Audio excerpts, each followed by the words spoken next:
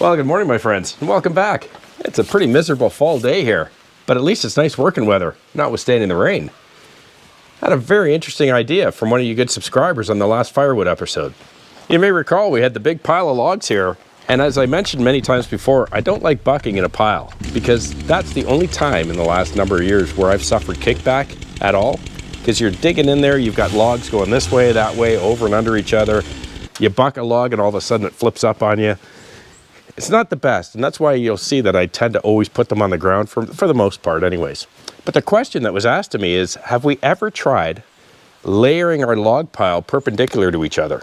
In other words, you've got the first row on the ground, this row's this way, next row the other way, kind of like Jenga, which is what he said, kind of like Jenga. Well, you guys know me, I'll try anything once. So today's episode is honorably called the Jenga Theory. Let's see.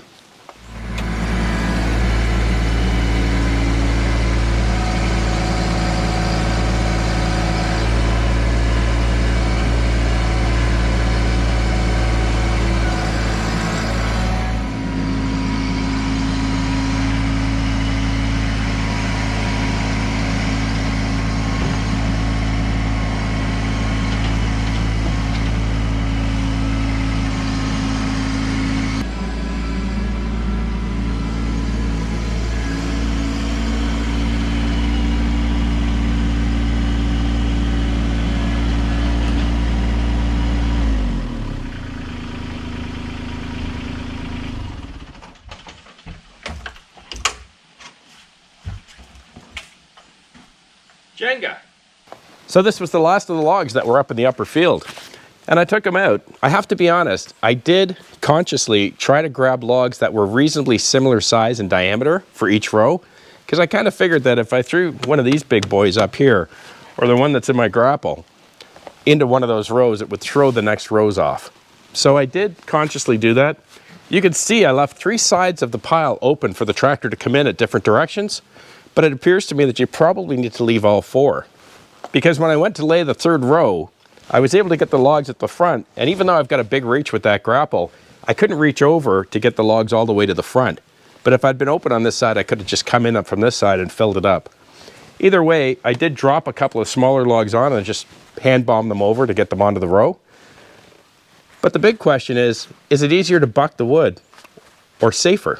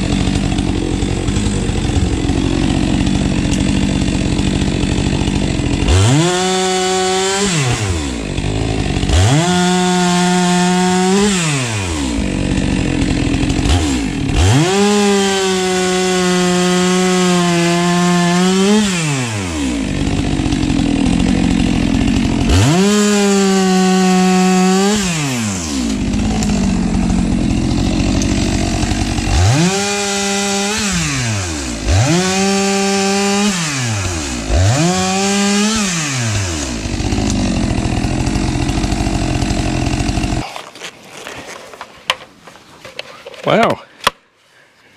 There just might be something to this Jenga theory. It actually works pretty good. I mean, it took me a little bit to get used to it, but basically what you saw me doing is I just keep circling the pile and picking off all the easy fruit, because each time you go around and you grab a few blocks, you clear space to get the logs underneath the next time you come around. There just might be something to it. I think I'm going to have to go back in the comments and see which one of you left it. I feel terrible. I forgot which one of you it was, but this might not be a bad idea. I think one of the drawbacks, of course, is when you're out in the forest and you're just loading that log trailer, you're grabbing whatever's been felled. You're not necessarily getting wood that's reasonably close in diameter. So I think that might be something to work around, but other than that one little log which flipped on me, which, you know, happens in any log pile, you just have to be a little more cognizant of these small guys because they're looser now, right? They're not locked in. But I'm going to wrap it up because the rain is starting to spit and it's coming hard according to the weatherman.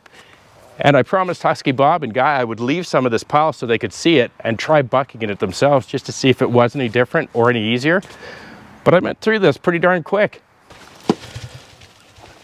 I hope you enjoyed the video today. I enjoyed making it. If you like the channel, please click subscribe, hit the like button, and if you want to know when I'm posting videos, just click that little bell. Have a great week with your families. Please be kind to each other. I'm going to buck up that big maple before I leave, just so I don't leave it for the boys. Plus, I got the 25-inch bar on today. I'll see you again on the next one. Cheers.